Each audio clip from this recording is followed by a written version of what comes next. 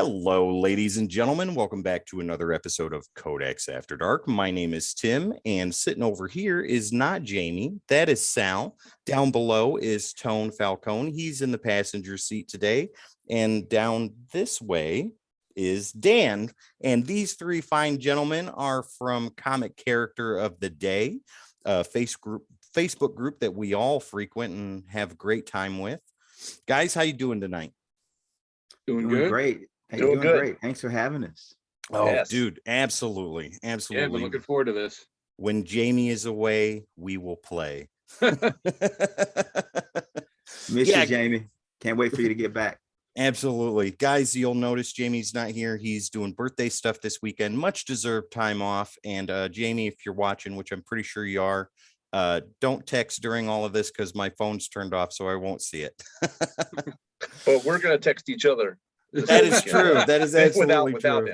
him. Right. Before we get started, guys, don't forget you can find us on all the socials: Facebook, Instagram, right here on Twitch, over on Twitter, YouTube, TikTok, and even on our Discord. All you got to do is type in the Codex Station, and there we are. And also, you'll find all of us in Comic Character of the Day on Facebook. If you're not a part of that group, you need to be. So let's go ahead and get right into it, fellas. Let's do some polls. Sal, why don't you go ahead and take that away? All right.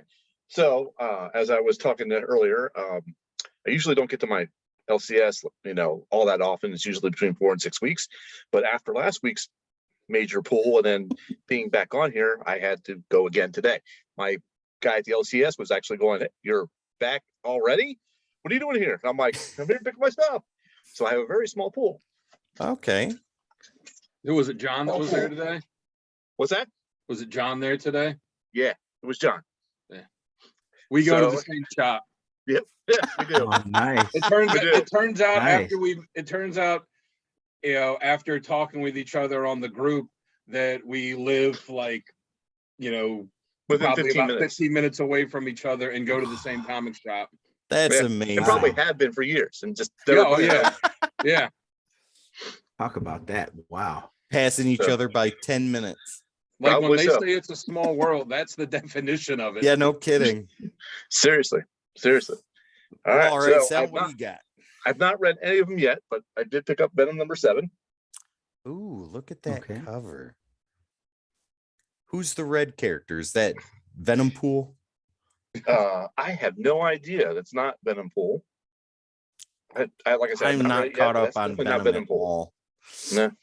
No. Well, it's a bad guy to be named later. Right on. Green Lantern. Ooh, look at that. John Stewart cover. That looks great. Looks like he's in a new type of uniform too. Yeah, he's Not Yeah, got, sure a, that's- when did that change, but he's got a new Yeah, they give him a moniker. new identity, right? Yes, that's correct. mhm. Right on. Okay. He's now called John Stewart the Emerald Knight. So Jamie will love that. Interesting. Okay. So these are 2 that I picked up off the racks because I saw them and said, let me get these. So I got the Chameleon Conspiracy. Look at that. Okay. This looks to be I'm starting to read that run. Well, like the current volume of Spider-Man, and I noticed Boomerang down in the bottom. Yeah, I think I'm on issue 5 right now. Yeah. Absolutely wonderful. yes, definitely. Yeah. And I picked up Spider-Man and Man-Thing. Curse it. Ooh, look at that. Okay. And the lizard. Very awesome. So I know you guys were talking about Man-Thing. I think it was Jamie that was loving Man-Thing Yeah. last week. So decided to do I that. think there's a pick that dirty up. joke in there somewhere.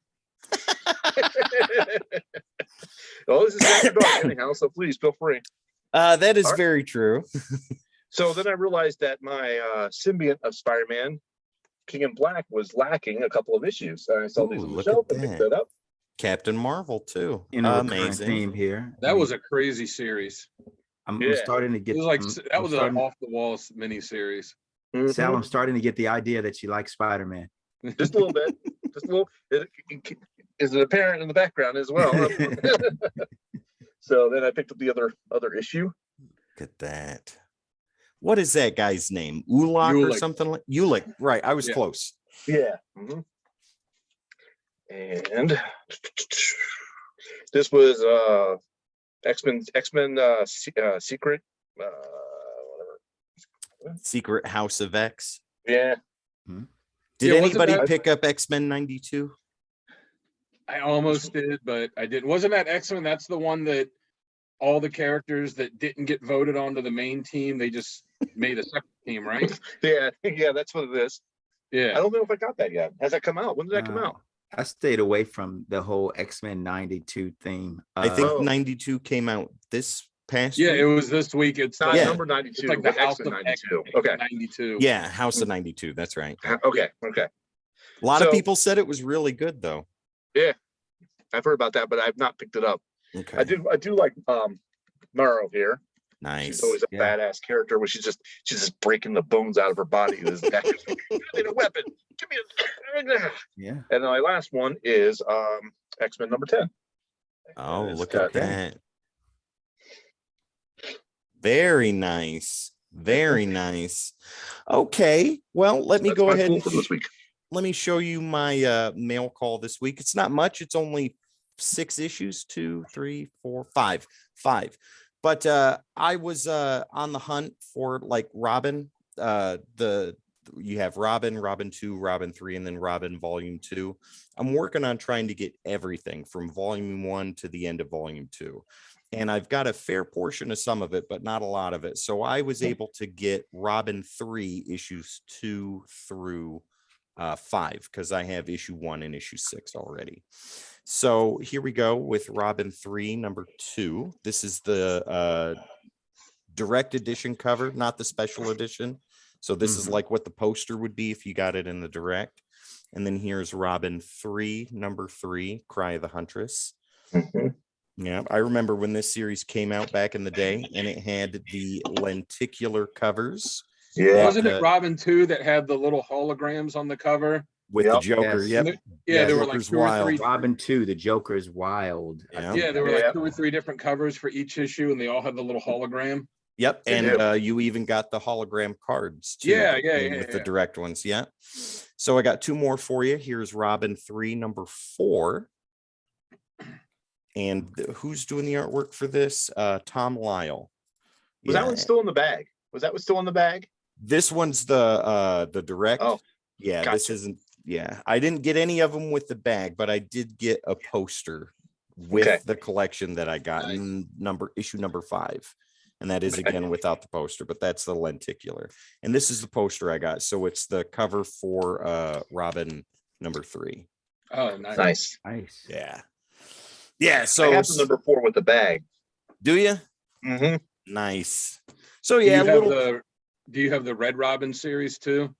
No, I want to get the Tim Drake stuff done first before I move on to any other Robin stories.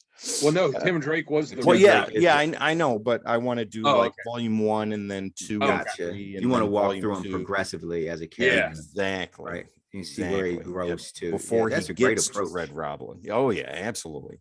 That I'm doing that with X-Men, but with Uncanny, but I'm working backwards. So from 544 all the way to until I have to sell one of my kids to get an issue. We're fast approaching, and I'm deciding on whether to sell my son or my daughter first. I am unsure, but but no, I have an unbroken run from 384 to 544, with the exception of 2 issues in that whole section, and that's 375 and one other one I can't remember right offhand. But yeah, once I get those, then I'll have an unbroken run from 284 to 544. Oh, nice. Yep. That's No cool. variance though. You, All right, you gotta Tone. draw a line somewhere. Life goals. Life goals. Tone, what do you got for us today? Well, I picked up also the Green Lantern and the X-Men number 10, which I Nice. thought I really haven't been in a lot of DC this week. I should say in the past 2 years, I would say. Mhm. And so it was a little bit heavier DC this week, which is not normal for me as I'm trying to share. So outside of X-Men and Green Lantern, I picked up the Sandman, Nightmare Country. Look at that. Who's Nice writing cover. that? Is that Gaiman writing it, or? Yes, this is written by Tinian, right? Tinian's writing it. And Interesting. this first issue it really creeped me the living hell out. Really? Oh yeah. And so I know the Sandman has a huge community that Mhm. follows. I was not collecting Sandman when the series was running. I was actually in Europe at that time as a soldier, and so I didn't have a lot of access to comics. And I kept hearing it was something to read, but I could never really get consistent comics. So I got several when they would pop up just sporadically, but not enough that I ever became a fan of the character. See, I And had a buddy of mine when I was younger that was real into Sandman, would get the issues as they'd come out and stuff like that. I never read it though. He was all about it, and I just never gave it the time of day. so Okay, where Tony, I have you am, read that one yet? yes, Is it yes. so it's worth it? Oh Maybe I'll yes, put it on my- absolutely. check it out. And where I was going to go was, if this has the tenor of the series that I haven't read, the Sandmans that I haven't read, it's gonna jump up to #1 on my back issue pull list. Go back and find, even if I have to pick up the graphics and the anthologies. Because That's amazing. This was You got to make sure to get them before the TV show comes on too. Yeah. They'll skyrocket. And then I also picked up the current issue #5 of the Black Panther. It's a bit of Nice. a variant cover here. That's Miles Morales. Yes. Mhm. Look at that. And I like that cover. Yeah, I like Yeah. it better than the cover A. And so I snagged it. Really, if anyone's a fan out there of Black Panther, I really recommend picking it up. Under Ta-Nehisi Coates, Black Panther was a really dense read. He did so much to expand the mythology of Wakanda and T'Challa, but it was really like reading a novel in comic form. And the current writer really has leaned that down a lot, and it's more comic traditional. The story really flows. Okay. The art's really smooth. It's really accessible to someone who doesn't want to, who doesn't want to read a novel.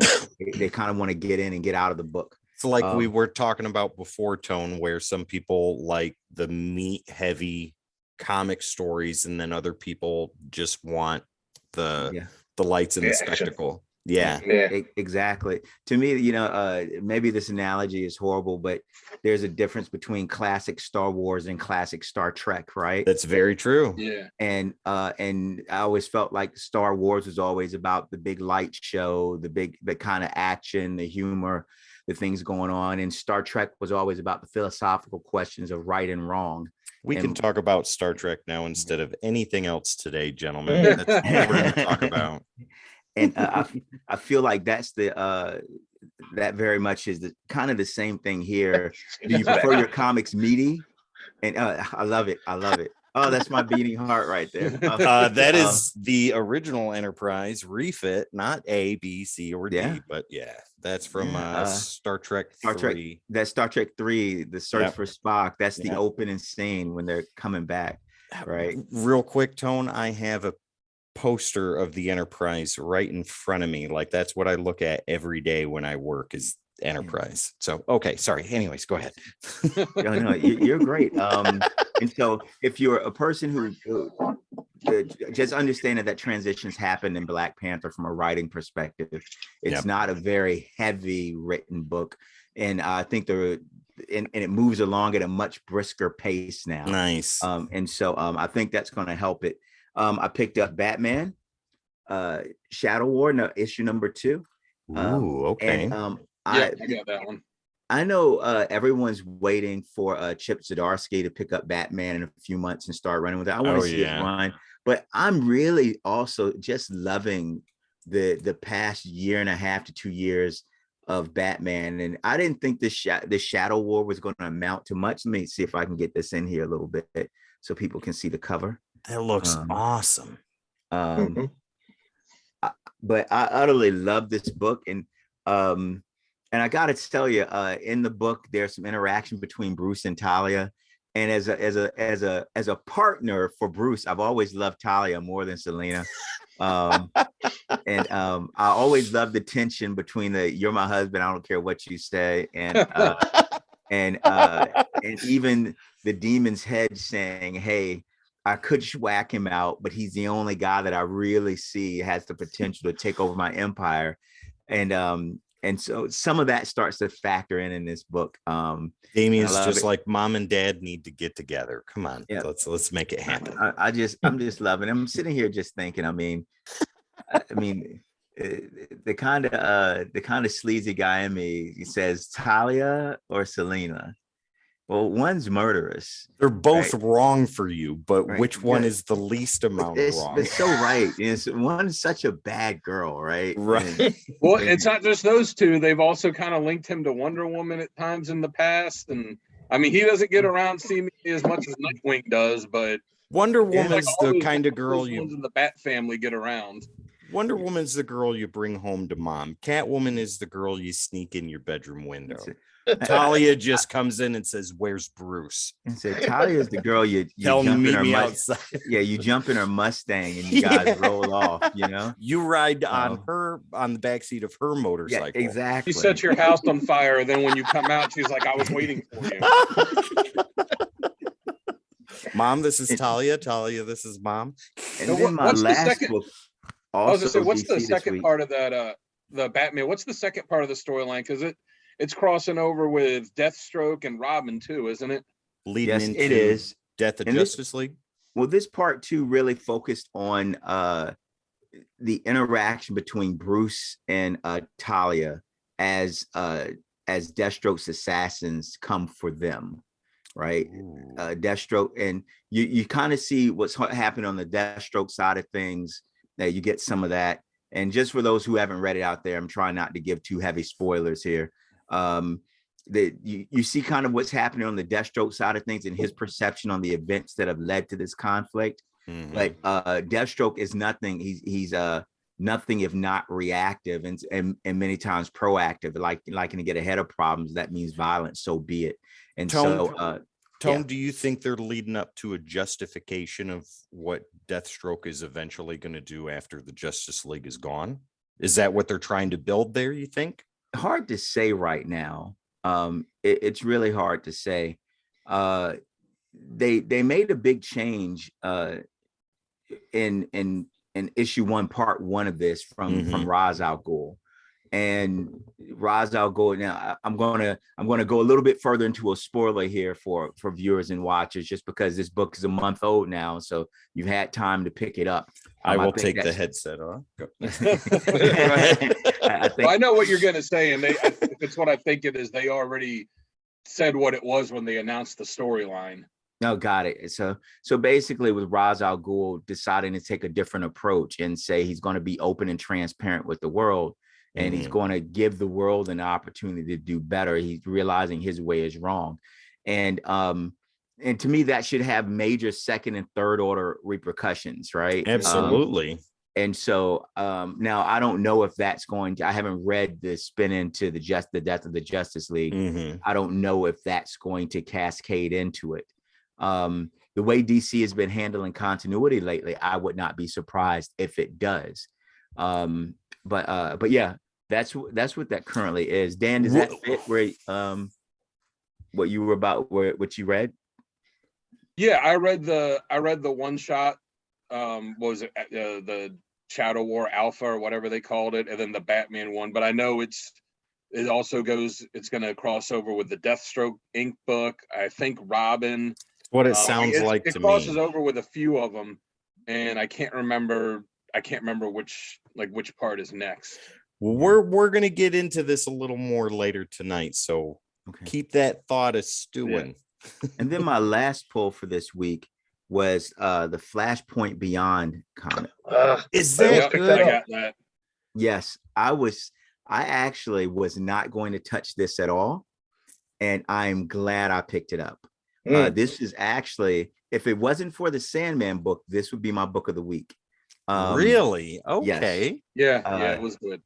And I really 2 for 2. I'm gonna pick it up next week, guys. Yeah, I really thought as much as I enjoyed Flashpoint, I think Flashpoint for me it was a bit overcooked. Like they told this amazing story and then they never really let it go, and then they just kept tying everything back into it. And I see. And after a while, I'm like, okay, I'm over Flashpoint. It happened. It's done. You told a good story. stop milking it for every dime you can get out of it. And so when they announced this, I thought, I'm going to pass. And then at the last second, I'm about to go to the cash register in my LCS. I said, okay, Impulse just grab buy. it. And I'm glad I did. Right on. There's an event that happens in there that I think every fan of the Flash in comics must read. Something happens in this book, and I hollered out loud, like, oh crap, right? Yeah. When you get to it, you're like, oh. Okay, I'm reading this now. This is happening. So I'm those are my pick it pulls up for this week.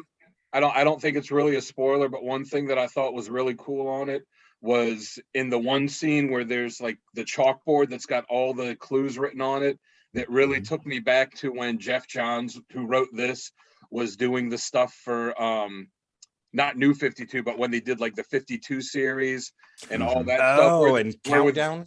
With Countdown, like where, remember Booster Gold would and the timekeepers would have that board with like all the kind of clues written on it, and you're reading it like, oh, what does that mean? What does that mean? I'm not going to say what was on it, but there's a board like that's in this that's got that same kind of thing where you're reading it, you're like, oh, okay, what's this mean? What's that mean? What's this going to lead to? That is amazing. Right on. Okay, so Flashpoint Beyond #0, that will be in my polls. We'll talk about that next week. Dan, what do you got for polls today?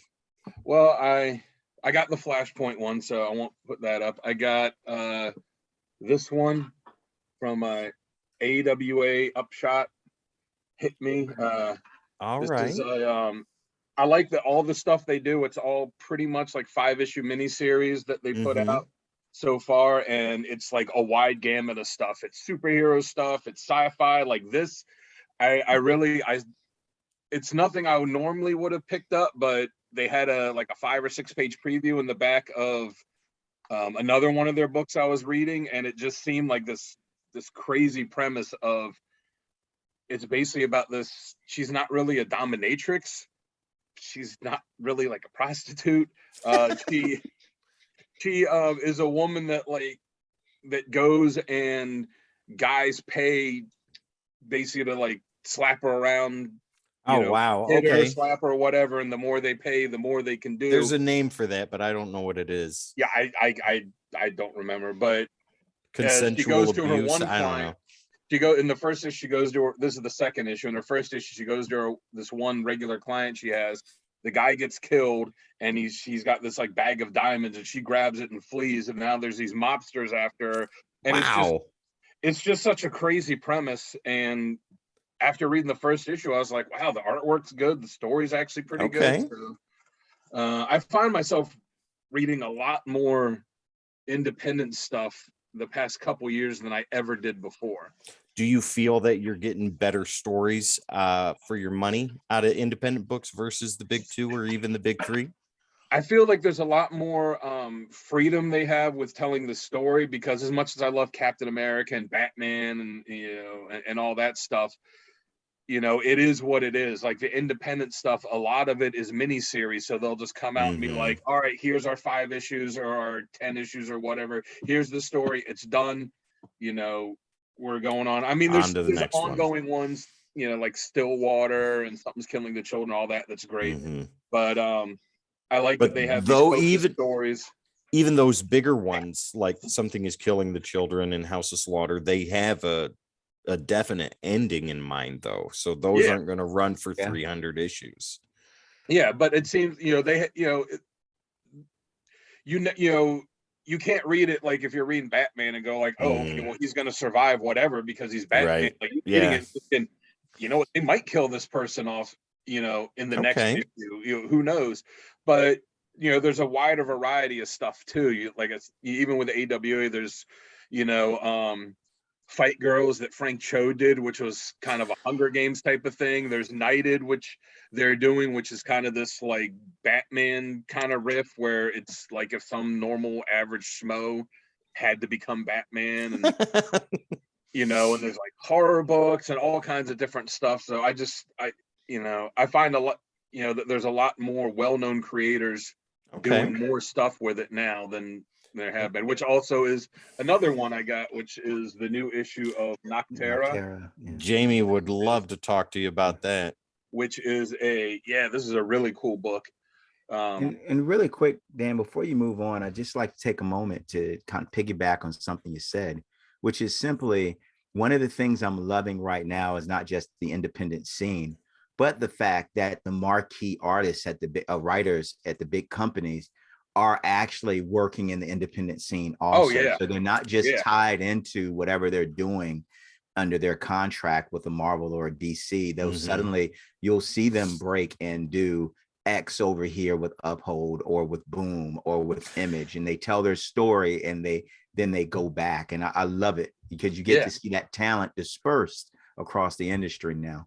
Tone, you're even seeing them, like, I count Image as part of the big three, Marvel, DC, and then Image. Image is tops for independent, but like you said, you even see those big writers and artists moving to some of the lower tier comic book companies and putting out quality work. Plus, you know, a lot of them are doing Kickstarter stuff now too. Like someone like Carl Kessel. I mean, that guy's worked in the industry for decades on major stuff, and he's doing, you know, Impossible Jones on Kickstarter. I've been, you know, dude, Impossible Jones is amazing. I love that title. That was something that my comic shop tossed at me as an impulse, because I always go in there and tell them, if you have anything you think that I might enjoy reading, put it in my polls. I'll look at it, and if I like it, I'll take it. And Impossible Jones was in there. I said, what's this? He said, dude, read it, you'll love it. Okay. I fell in love with that book. That book's absolutely amazing. Well, it's funny because the miniseries that's out now was a Kickstarter for a graphic novel that they did, and then was it Scout Comics, I think, is doing it, and Scout Comics said, okay, we'll publish it as individual issues. Nice. You know, after the Kickstarter already done, and then they're doing Kickstarters for individual issues for it. So they did one that I actually have the poster that came with it, which was Impossible Jones with Holly Days, that character. They just are getting ready to ship the second one, which is Impossible Jones and I think Captain Lightning. I can't remember the character's name. I can't remember the characters either. And they're getting ready to start. They're getting ready to launch, I think, at the end of this month or next month, the third one, which is going to be Impossible Jones teaming up with Polecat. Wow. And plus there's Jim Calafiore did this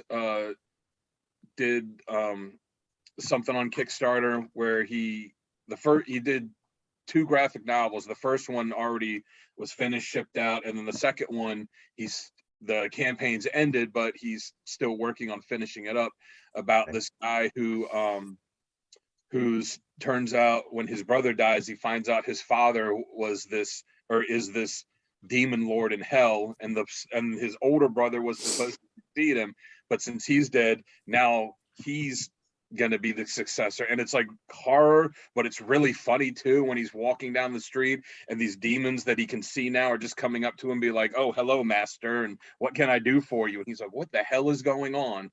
Wasn't it you and Jamie that were talking about We Are Demons by Snyder and Capullo? Oh yeah, the first issue of that was good. Dude, that was the last issue they had on the rack at my LCS, and I took that right off there. I was like, I will take this today. That was absolutely wonderful. But see, that's another example too. I believe it's only 3 issues. So and it was done on Comixology before it ever saw print. So you're not, you know, because sometimes with a series, you're like, do I want to get this? Because, you know, and feel like you're going to be obligated to get a bunch of issues. You're like, you know what? If it turns out I don't like it, it's not that many. No. Like here, one of the things I pulled is the issue 11 of the new one for Batman Catwoman. Nice. And next month's issue is the last one. I'll be honest, cover. I'm not really, it's a cool cover, but I'm not a huge Tom King fan. It seems a lot of people are. It seems like he's got a lot of cool ideas, and his Batman run I thought was great up until he had Catwoman not marry Bruce and leave him on the rooftop. Oh, wow. But then I thought it just went downhill after that. Spoilers for anybody that hasn't read that. Well, I mean, that was like 3 years ago. I know. But There are That's a lot still of catching people up out if you haven't there. read that. I can see that guy. I'm just getting into comics, guys. Wait, what's he saying? Okay, I'm done. I'm out. Bye. But All right. like, Sal, what like about you? How did you, Sal? How did you feel about the King run? The King Run, I thought it was okay. I didn't hate it, but it didn't really come out and grab me too much. I just Okay. feel like his stuff drags on too long. Like the 12-issue Rorschach series, Yeah, the Strange Adventures, what was that, 10 or 12 issues? It's like, Yeah. all right, you're gonna do 12 issues of this series that you could really do in 8, 8. but you just kind of drag it out. And you're reading the individual issues and you're like, my God, this is so long. But then you look at it and go, well, I'm 8 issues in and there's only 4 more left, so I might as well finish it out. And that's kind of what I'm on with Batman Catwoman now. Is he putting in a lot of fluff in there, you think, to just do filler to get as much out of it as he can? Or is it like what Stephen King does, where way too much exposition on the way tree leaves float and flutter, and it all leads into something important at the end? Yeah, I think he just kind of drags out some of the stuff, and it's, something you can tell in a page or two he's going to take half an issue to do, and it's like it's a pacing issue for me. Gotcha. That's it. That's what I was thinking. It was pacing issue. And I bought 2 issues of Batman and Catwoman, and I realized I just didn't care, and I stopped. I just honestly, I was So it was like, out.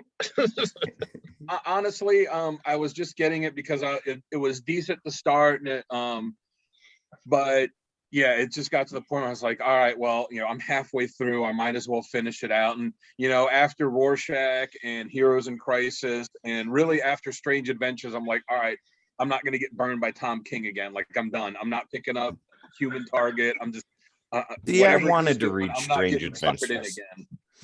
I wanted to I read read Strange that Heroes in Adventures. I never Crisis got too. into it though. What kind of got me with King, and as far as when I finally bailed. Now I enjoy King as a writer overall, and I love his contributions to the franchises, to the communities, to the characters, to the totems.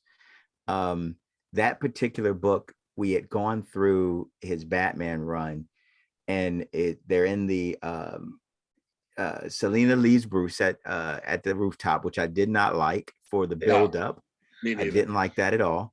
And the whole bat and cat thing, bat cat, the way they address each other, bat cat, it started wearing on me, right? Yeah, And, I feel the same was over way. there. Like, okay, we get it. Like, Yeah. it's like he beat it to death. Yeah, exactly. And so when I picked up issue 1 or 2, 1 and 2 of Batman and Catwoman, I really was, is this going to be just more of the same thing of them walking us deeper into this, why they are bat and cat now, bat and cat? Yeah, but they are, but not really. And this is after City of Bane. And I just said, you know what? I'm done.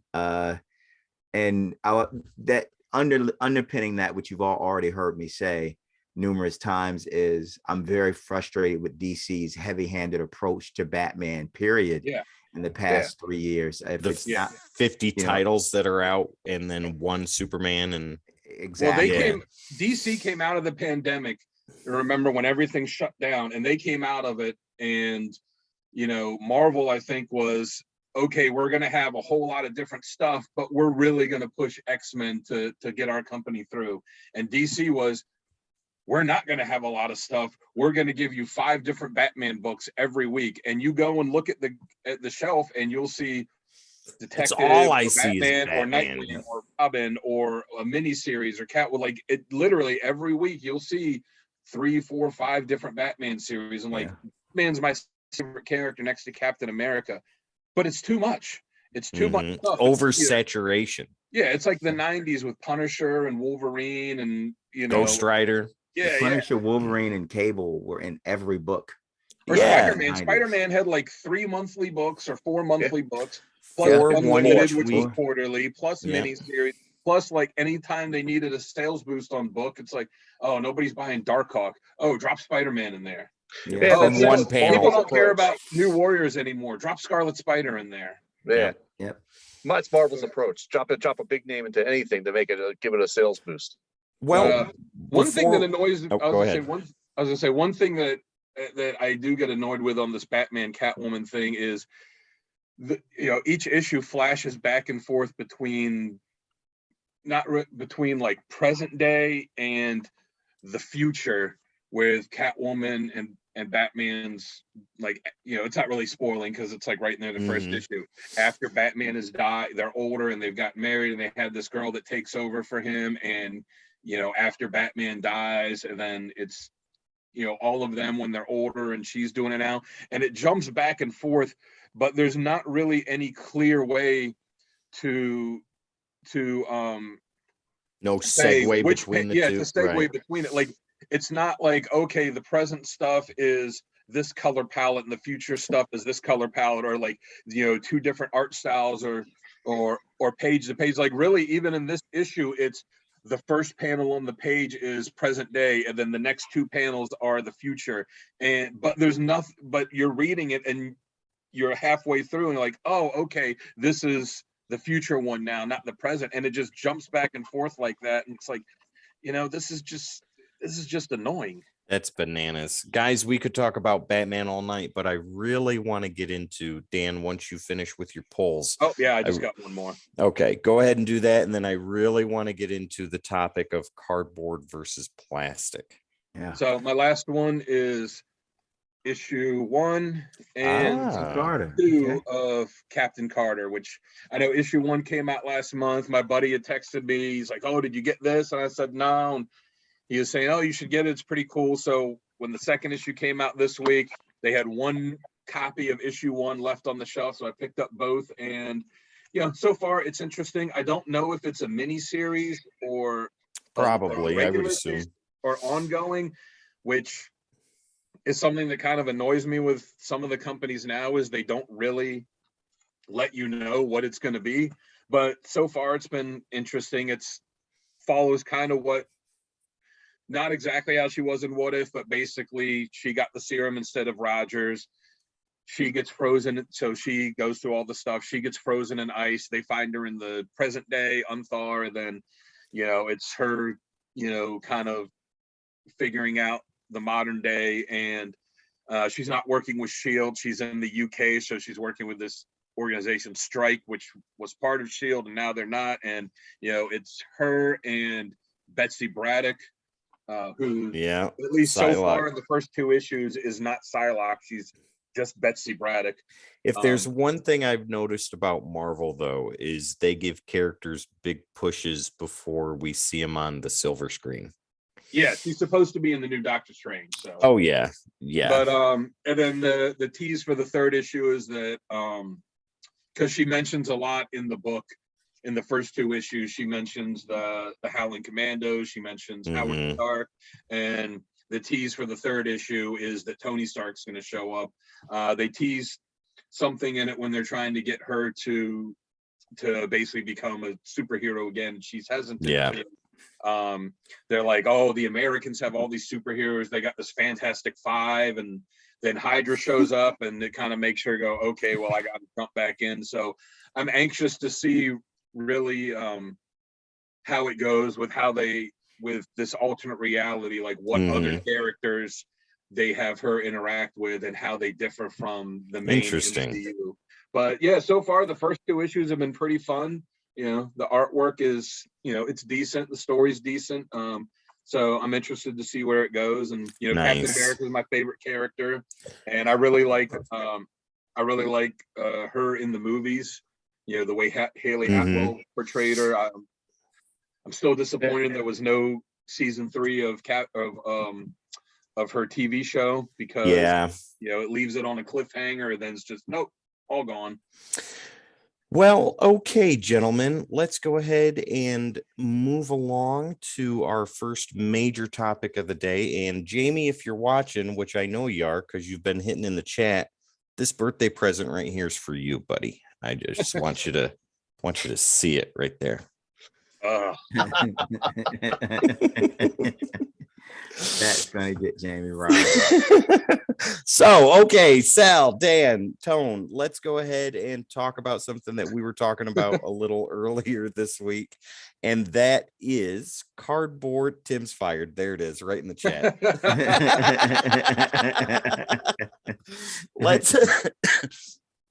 let's talk about cardboard storage boxes versus plastic storage boxes. Now, Sal, you had come up with a real good argument for the plastic totes that you were showing off, right? Mhm. Yeah. Okay, so why don't you go ahead and start us off with that?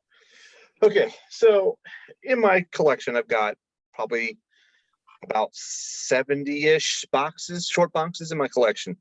And due to storage space, it has to be in a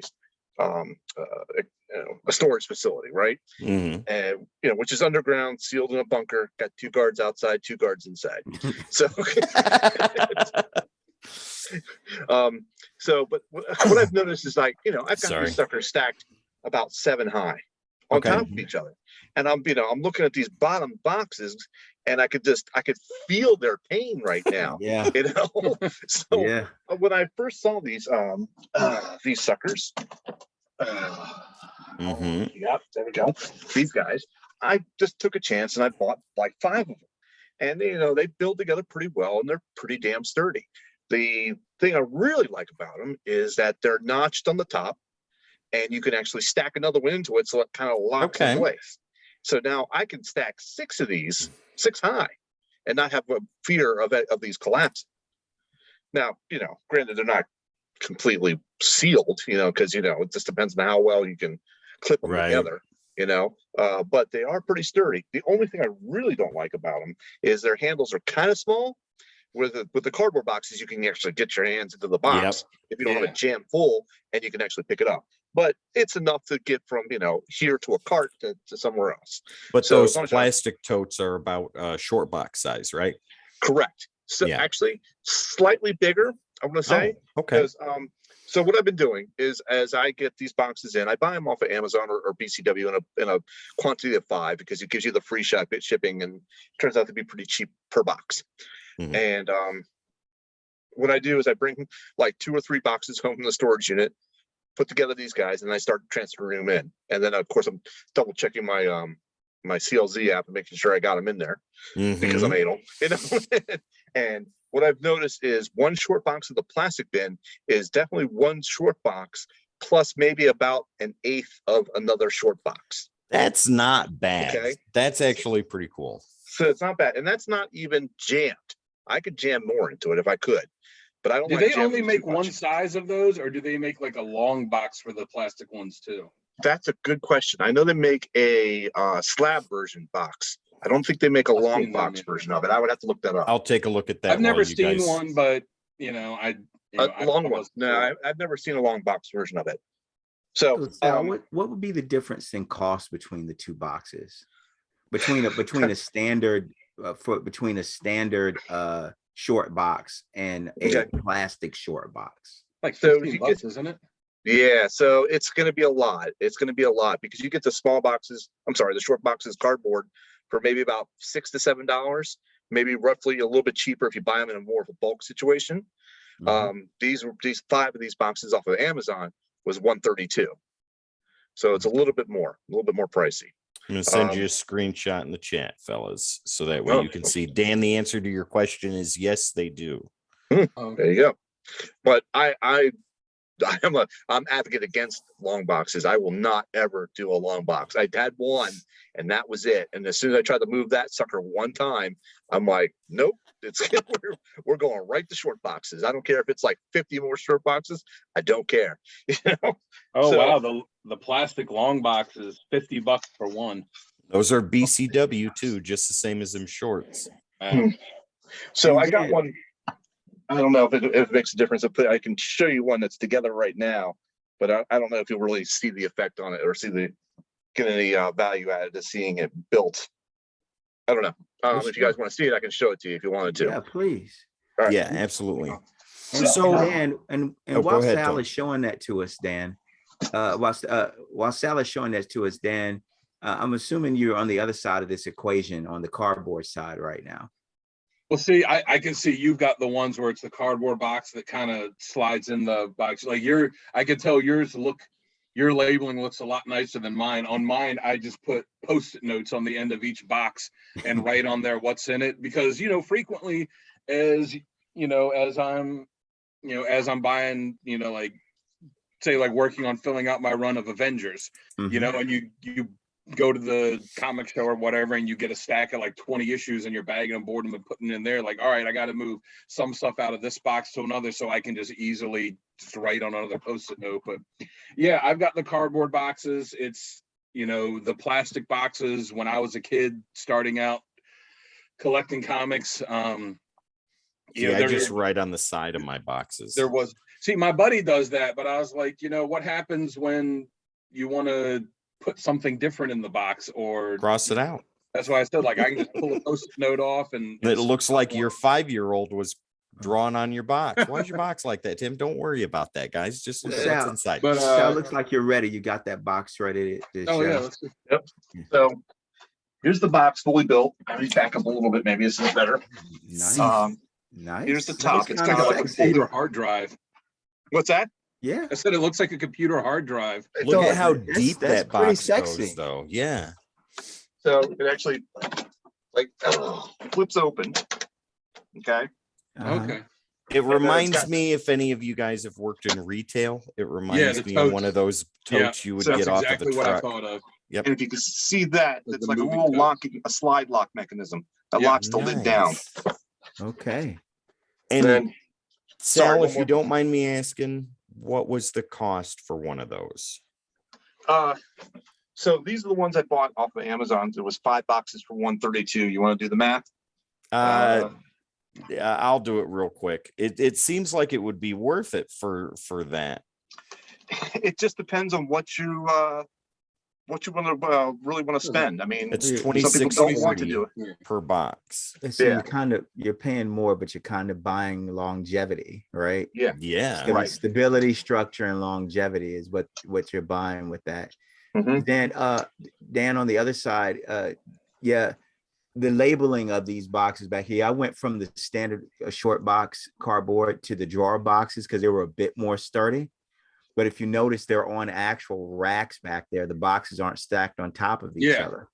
And if you can see on mine, I have the same thing. I have shelves that I have the boxes on because I know exactly what he was talking about, where you have the boxes up on top of each other and not even the weight of the ones on the bottom, just like, oh, if I want to get to the one on the bottom of this, I got to move all of these to get to that. And that's one thing I like better about the shelves is even if it's something on the bottom, like, oh, you know, like on the one of the things on the bottom of my shelf here is I got a box of, you know, Spider-Man stuff. I got a box with Fantastic Four, New Warriors and stuff in it. If I get something for that, it's like I can just slide it off the shelf. Most of the ones I have are long boxes, and really it's just because of a space issue because, you know, the big shelves I have, I got from you know, I got these metal and wood ones from Home Depot so that they can really hold a lot of weight. Yeah, So, those are good shelvings. yeah, Mhm. and they're deep, so it fits a long box on there. Big I still enough have a for the couple depth short of a ones. long. Yeah, I was just gonna say that. Big Yeah. enough for the depth of a long box on the Yeah. shelves. Yeah. You're So- about to show us so- something else, Sal? Yeah, I was gonna say this is the handle right here. Okay. And you only get a little bit of your fingers into it. That's the only thing I really don't like You about it. gotta. If you have Yeah, really gotta- arthritis, it's not very good. Correct. And then here are the notches I was telling you about where it fits into the box, Okay. you know, above it to give you that Okay. that Yeah. sturdy. Well, Hey, Tone thanks for with showing that. yeah, Like- absolutely. Like But for me, I just, like Oh. I said, they didn't have those when I was a kid. I had cardboard boxes and, you know, and I've just kept up with it. And Yeah. like, you know, said for anything with me, it's, you know, it just comes down to a price issue. And, you know, it's just so much cheaper for the cardboard boxes. It, you know, it goes with everything else I have. So it would cost me a lot of money to switch over from Mhm. cardboard to plastic. And then it's also, you know, a storage thing too, because, you know, I got the shelves here with everything. Like I don't fault anyone, you know, if they want to keep their stuff in the plastic totes. I definitely see the value in them. You know, it's kind of one of those things. If I had the space for it and I had the extra money where I could switch it over, it might be something that I would do, or maybe go with a combination of them. And Well, the cardboard boxes are still pretty sturdy on their own. They're very sturdy. It's just when you're stacking them on top of each other is where the problem lies. And you guys, And that's why I that got with the your shelves, shelves. so I didn't have to worry about that. Right. You And don't have to worry about that. You can see this. There's a stack here Yep. to my left, and it's stacked 2, 3. It's stacked 5 high, and this is even with the drawer boxes, which are a bit more sturdy for cardboard. But those bottom 2 boxes on the right side, they're screaming for help, right? Because they don't have a I shelf. think mine They are start leaning doing that like lean. this. Yeah. Yeah, I've got Like, them oh, they're a propped little- up against. Just Yeah. like They're kind of going like that. Yeah, Especially when you have like a row of say 5 boxes long, and then they get to be 5 boxes high, and you're like, Yep. oh, I need that bottom box in the middle, and you that start would moving be stuff, what I and they have just over go like here. that. Yep. The corners bow. And you know, it's for me, it's not just the cost of the box themselves, right? There's also the cost of the box of the cost of bagging and boarding that I've got to factor into that also. And and I saw some of the discussion we were having back and forth on that, because I'm a single. When I was younger and I had less money, I was a 2 in a bag guy, 2 bags, 2 comics to 1 bag and board. And I believe, Dan, that's the way you do it currently, right? No, I do. Yeah, I do it 2 like, to and 1. that's again because when I was a kid, I didn't know anything about acid-free bags, or oh, they only put this coating on one side of it. I was just like the Captain Carter one. Oh, I can fit 2 in this, and I understand the thing about one comic per bag and board, and I would actually, that's something that I would like to have, because you know, it's nice to be able to flip through your box, and you just see the first issue there, and you're not having to flip it over and see what's on the back of it. But I did the math. I have about 13,600, 700 or so comics in my collection. And I was like, all right, if I were to get enough bags and boards to make everything sync, 1 book per 1 bag and board, it would cost me about a little over $1,600 to get that.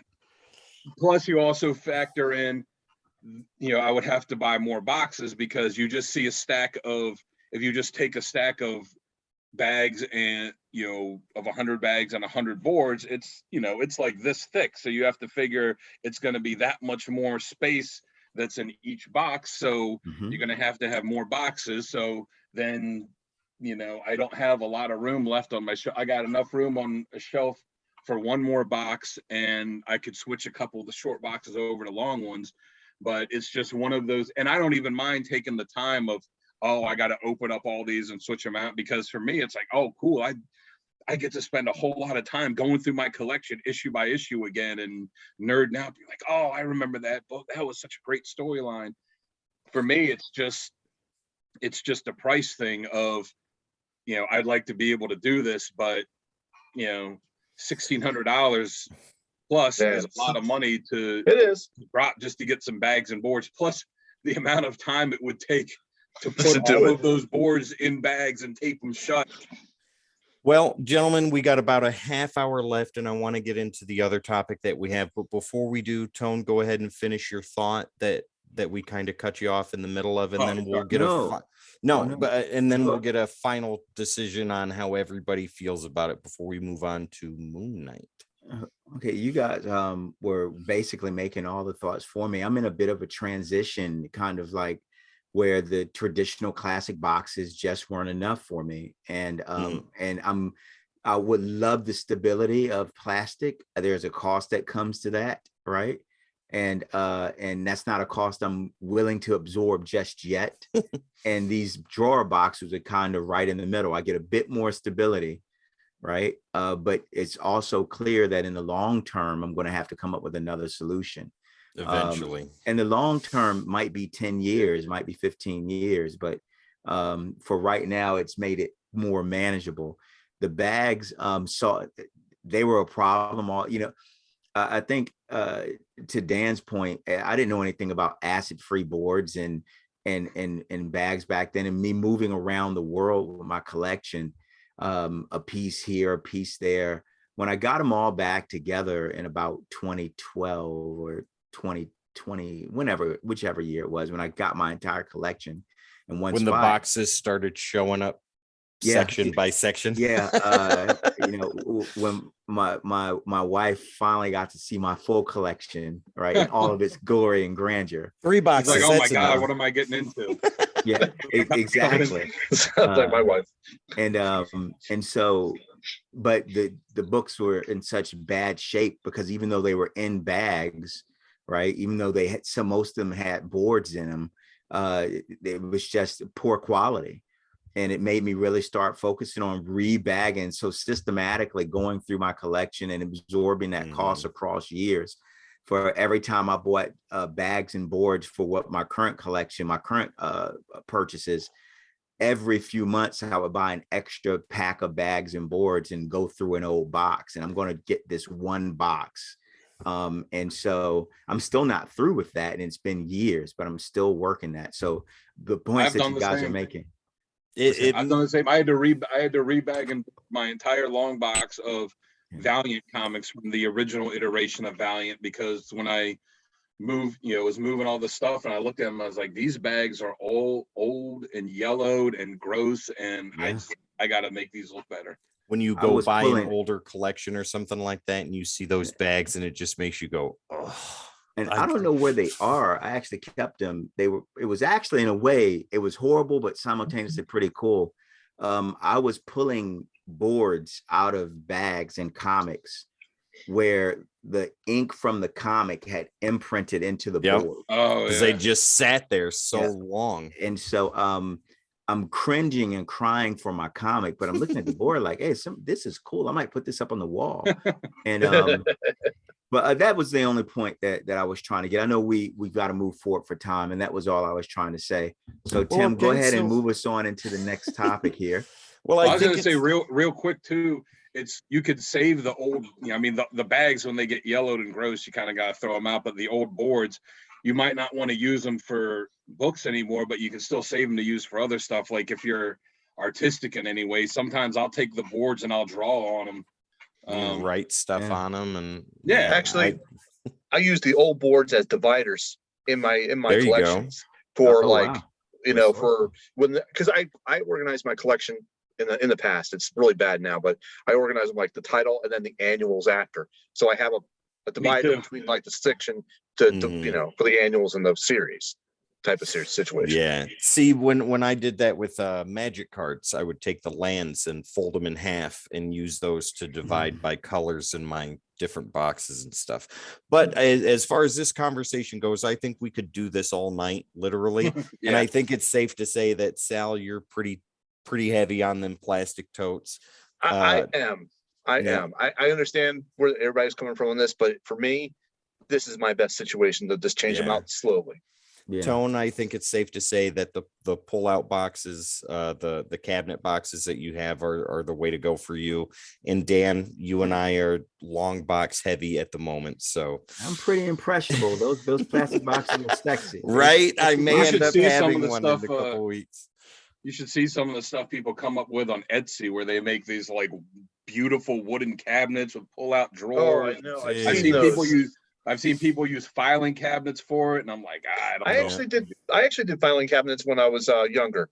I did the 2-drawer filing cabinets, and I had the divider or the backbone or the back, I would say, metal bar at the size of a short box. So as soon as it got to that full point, I'd just take them out, short box, gone, and then it goes to the storage unit. Well, all right, gentlemen, let's go ahead and move on to the topic at hand. I've been waiting an hour to talk about this. Let's talk Moon Knight. First off, and the show's over. Thank you very much for having for being here tonight, ladies and gentlemen. Jamie, have a good night. We'll see you later. No. Moon Knight. So it's safe to say we're all caught up, right? Yeah. 3 episodes in. Yeah. We're all square. We're good to go. Well, before we get into that, I want to ask your guys' opinion on something, because Jamie thinks he's right and I know he's wrong, and he's not here to defend himself. So I'm right today. The first volume of Moon Knight, and just go yes or no around the room. Sal, how did you feel about the first volume of Moon Knight? Yes, liked it. Dan? Yeah. Yeah. Tone. Yep. Okay, this show is over. Thank you very much. Have a good day, ladies and gentlemen. The first volume of Moon Knight is atrocious. It is a horrible read. And my buddy Nick. So I want to be So clear. you're talking about Let like me- the but- Doug Monick. Is that how you say his name? Monick, whatever it is. Monick, yeah, I believe. Yeah. Monick. Go ahead, Tone. So I want to be clear. You're talking volume 1 comics, Moon Knight. Yes, volume 1 comics of Moon Never Knight. read it. Never read it. Then you're not missing anything in the world. You can read The Amazing Wonderful Squirrel Girl and listen to and watch her beat up Thanos 50 times a day. Dabbled in one. I've read a couple of Moon Knight comics, but I didn't find my way in I always thought Moon Knight was something to me, especially if I go back to my teenage years in the 80s, and Moon Knight and Ram, I would put them side by side. They were characters that I really love the visual aesthetic of, and I love the concept of, but I didn't collect enough to ever actually get into. Right. Well, you are not missing anything with volume 1 or 2 of Moon Knight. Just read Mark Spector forward and you'll be good to go. I thought the first volume had some good stuff. And I got it years and years ago. I got the first 25 or 30 issues of it, for like $40 or something, before comic prices really blew up. And I'm reading it, and you got to put yourself in the mindset of the time that art and the writing is going to be true.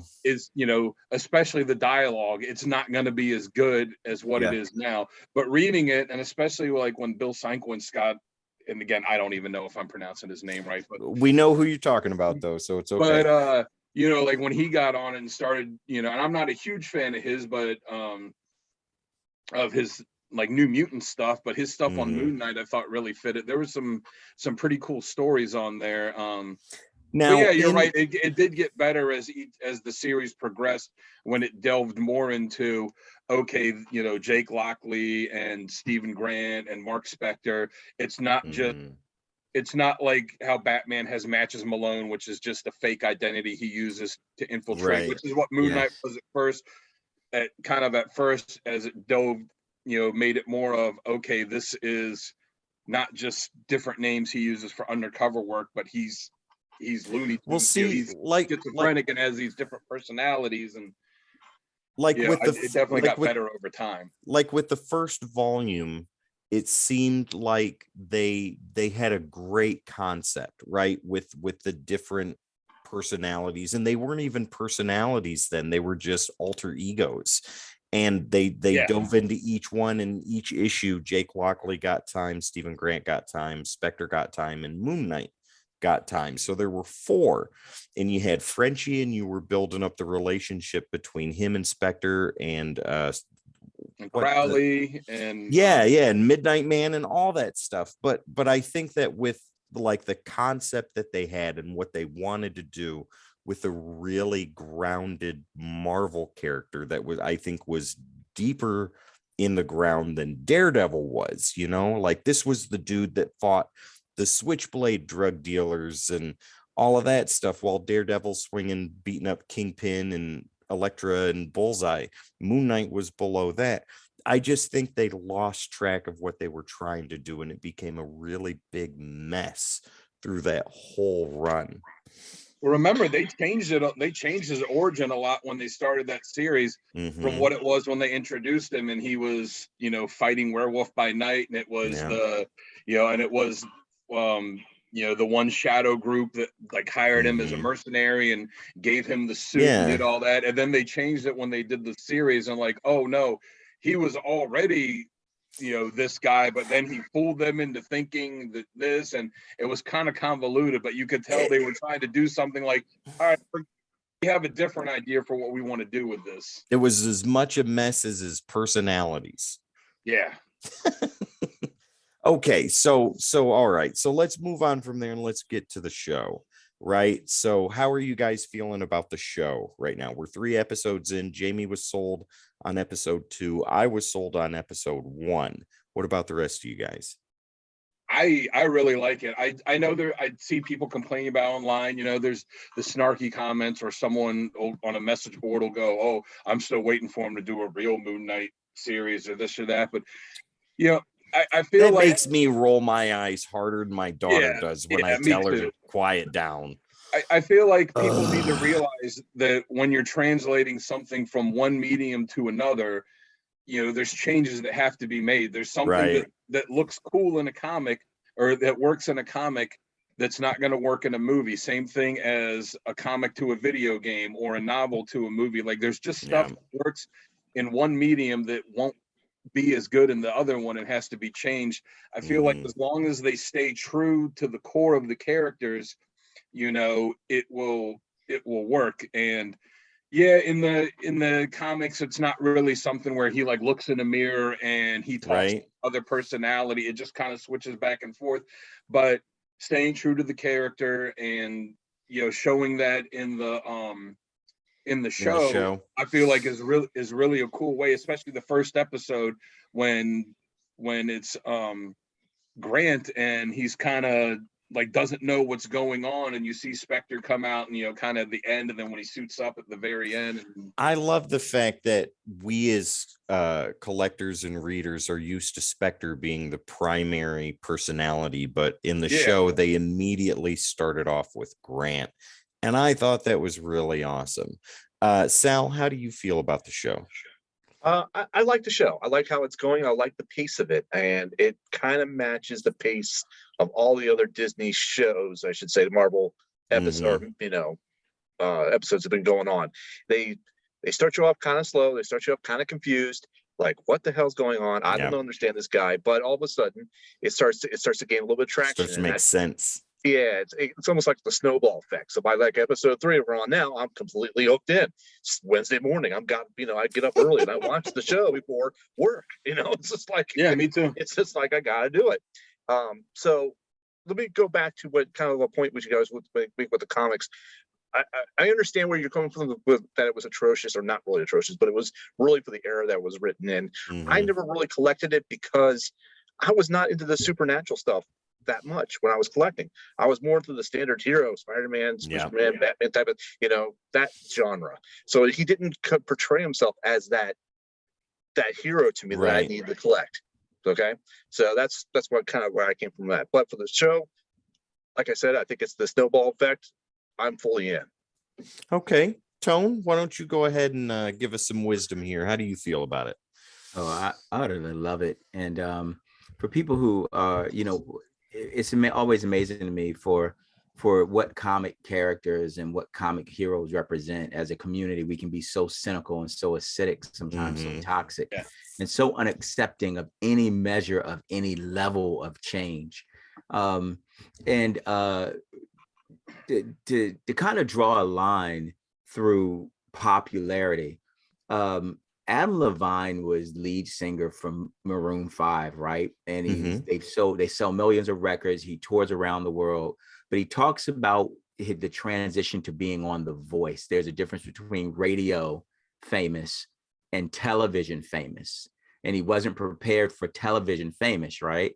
As so many more millions of people access him, right? Seeing him on television, and now his face and his name is known in average households. And suddenly he went from not being able to go certain places, but being able to go certain places and lead a normal life, to wherever he goes in public, right? People know him. And I draw that line because of a comic book character and their popularity.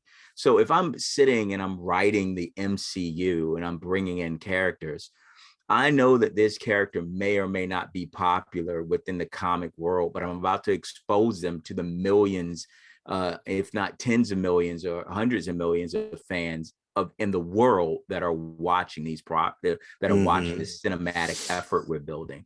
And so I may tweak things or change things to make it more accessible to them, right? Versus the legacy fans that were with me in the comic forum, which is a much smaller, tighter forum, right? And in me, as long as you're keeping the spirit of the character in place, I'm okay with those changes. Like Stephen Grant here in in Moon Knight is not in the Disney show is not the same Stephen Grant that's in the series. He's different. Oh no. Right? Oh yeah, he's a lot different. And so but I'm okay with that. Like if what we saw when they're like, who did that? Right. Yeah. Jake, right. Oh, in the third episode. Yeah. Yes, Yeah. yes. If it wasn't you, and it wasn't you, then who was it? You're and like, I was like, it's Jake. And I'm like, Mhm. what if they're positioning Jake to be the most violent of the three? That also wouldn't be the same as in the comics, He's just right? got to wear the cabbie hat, though. Yeah. And so I say that to say that the people who are complaining about it not being this or not being that, or I kind of roll my eyes back at them like, come on, you guys will appreciate this. I grew up the Electric Company Spider-Man. Nobody knows who you are. Freaking throw a net on somebody, right? Yeah. I grew up live action Spider-Man crawling on the side of a building, like was that Todd Hammond or The something? cameras turned to the side. Yeah. Exactly. And so I grew up the original television comic event Hulk and Thor, right? Mhm. I love that when he kept calling Hulk a troll. Yeah. And the Nick Hammond Spider-Man. Nick Hammond. I thought it was Todd Hammond. Nick Hammond. That was the first appearance of the ninja costume for Daredevil too. And we sit here and we are finally at a place where the properties we love are being put on screen with diligence and accuracy and being polished and well done, and we complain about it. I'm loving every aspect of Moon Knight, and I really just wanted to sit back and enjoy the ride. Don't spend too much time in my analytical headspace. Don't overthink it. And just see what they got, see what they're going to show us, and judge it as a whole instead of a piece. I love how they do the suit in it too. How it's not just it's a costume on under my clothes or something. All the suit put on.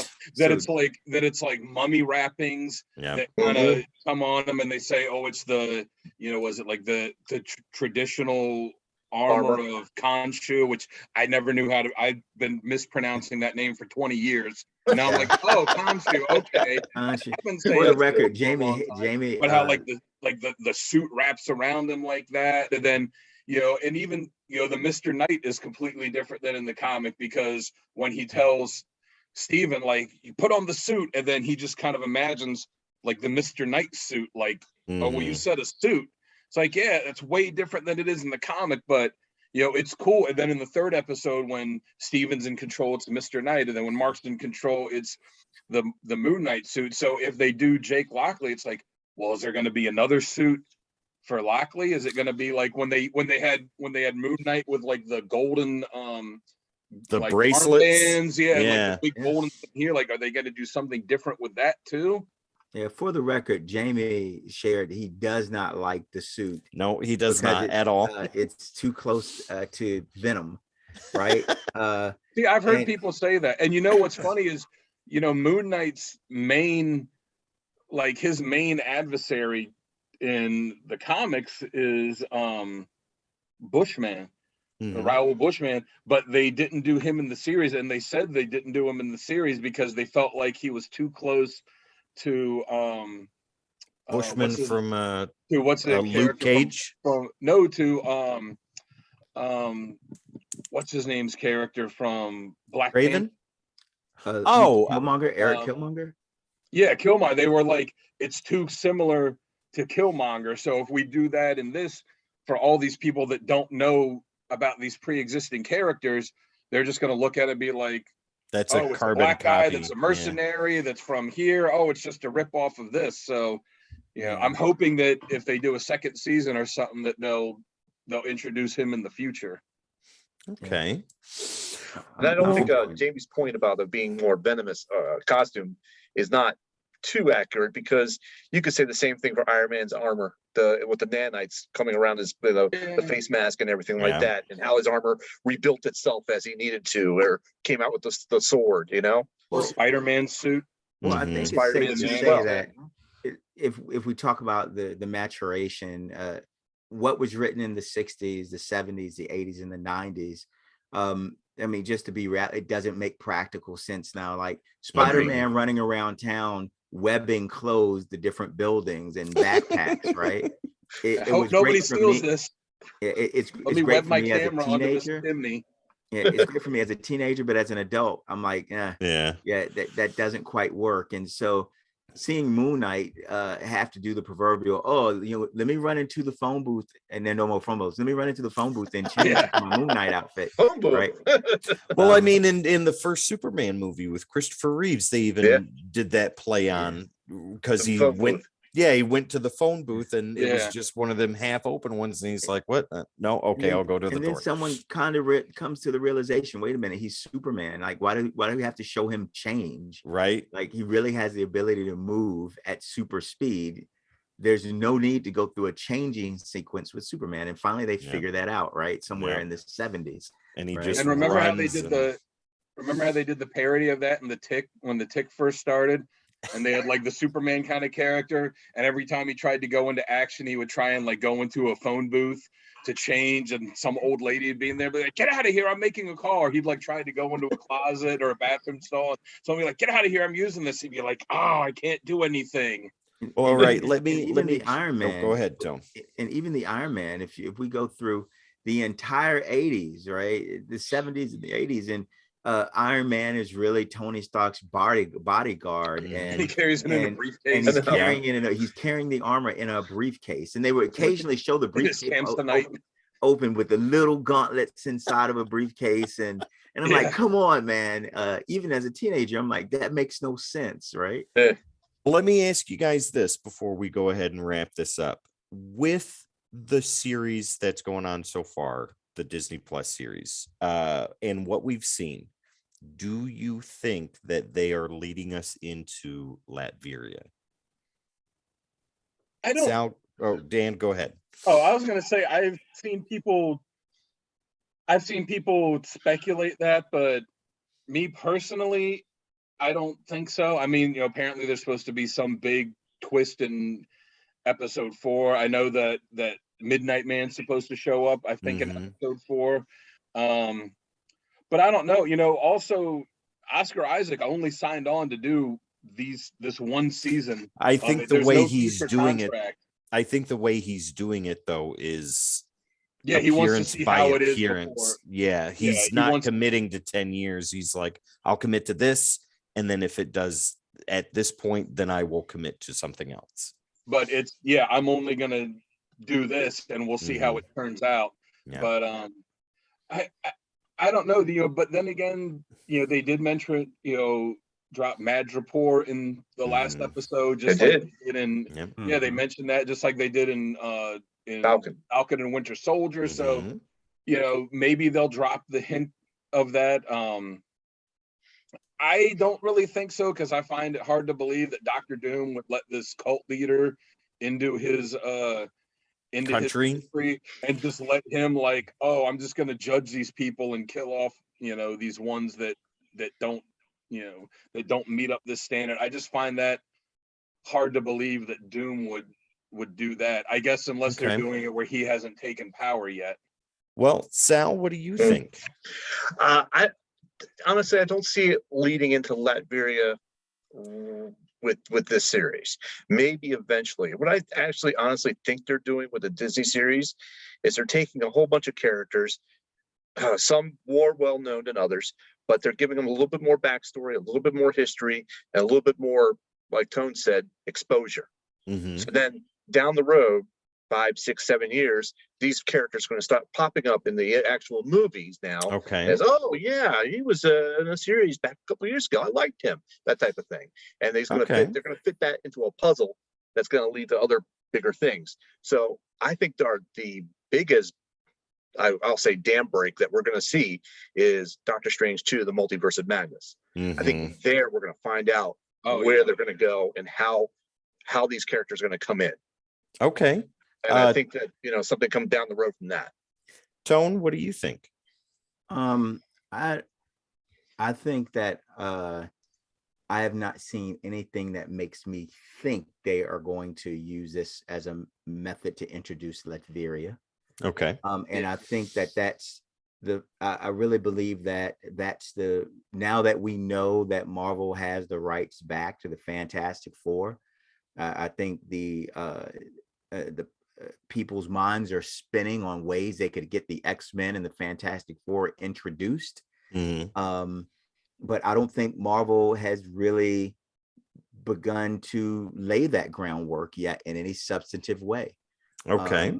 And I think that's more apt to be laid in Multiverse of Madness than it is to be these little tenets and these little kind of tenet threads in this in the Disney series. What I really love about the Disney series, though, is quite simply, I've always tried to convey, even back when I was younger, through my Army years, post-Army years, when people see your fascination and your love for comics, and you don't understand, it's not the superhero-y thing, right? It's the fact that there's a functional universe with all of its complexities, and people don't realize how big and how broad it is.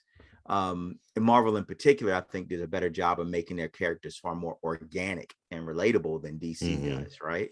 But Gods versus gladiators. Exactly. DC was more like archetypes, and Marvel was more, hey, you know what? Spider-Man's a teenage kid that screws up a lot. His life, he's got superpowers, but his life kind of sucks. And you could think and be like, yeah, you know what? I got the same issues that he's dealing with.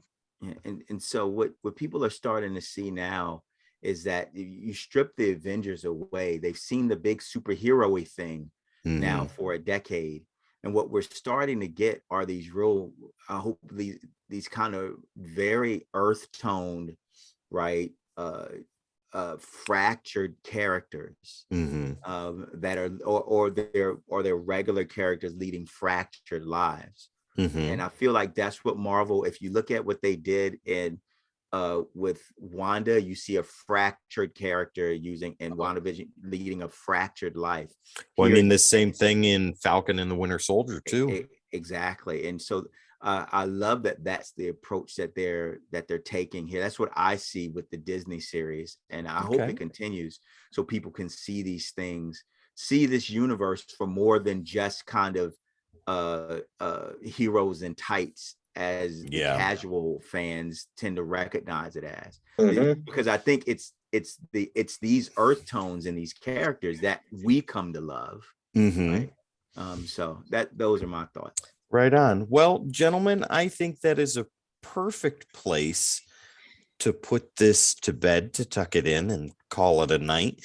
Gentlemen, it has been absolutely amazing to just sit in the corner and listen to you three talk, and I want to do this again, but with Jamie in the middle of that next time, so I can just watch and let all you guys go. Okay, before we get out of here, Tone, you got any last words you want to say?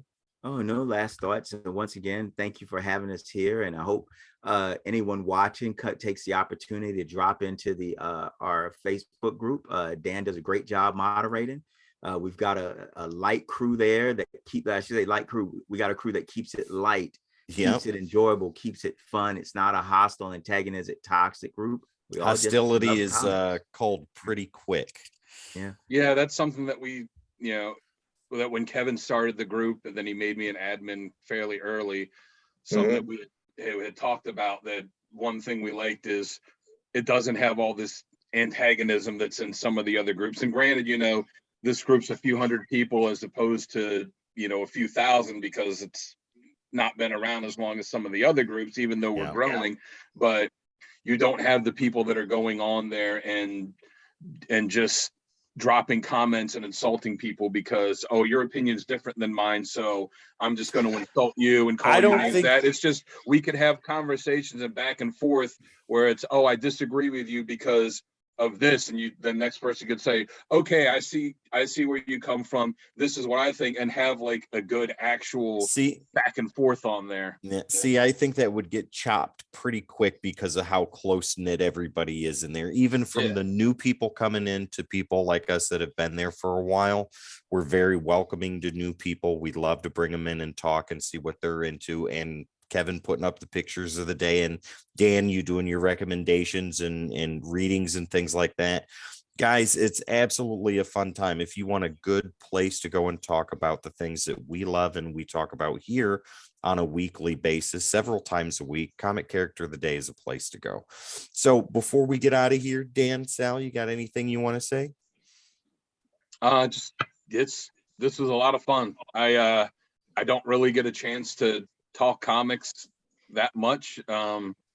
So it was a lot of fun to be able to get on here and get like really, you know, get into it. Really get into it, as opposed to just, a quick comment here or there with in passing with someone. So it's been a lot of fun. Yeah, look forward to doing it again. Sal, anything to add? Really nothing. These guys, I echo both of what these guys said. That's this is a great forum. We have some good back and forth. I don't know. Be excellent to each other. That's what I ended with last week. So, in the immortal words of Bill and Ted, absolutely. Station. But anyways, guys, yeah, don't forget Comic Character of the Day. It's on Facebook. If you're not a part of that, you need to be, and get in there and get in on some of that conversation. But if you are not watching the Codex Station, let me tell you how to find us. That would be on all the socials: Facebook, Instagram, Twitter, right here on Twitch, over on YouTube, on TikTok, and we have a shiny Discord where there's even more conversation going on for you to enjoy. Don't forget, guys, on Twitch right here, Wednesdays at 5:30 Central, we do the podcast every week, and every Saturday we do this wonderful show here, Codex After Dark. You can find us here starting at 11 o'clock Eastern. Once again, guys, my name is Tim. Down below is the wonderful Tone Falcone. Over this way is Sal, and down in the corner, somewhere in this direction, is Dan. All of these guys are from Comic Character of the Day. Once again, my name is Tim. This is Codex After Dark. We are the Codex Station, and we will see you next time.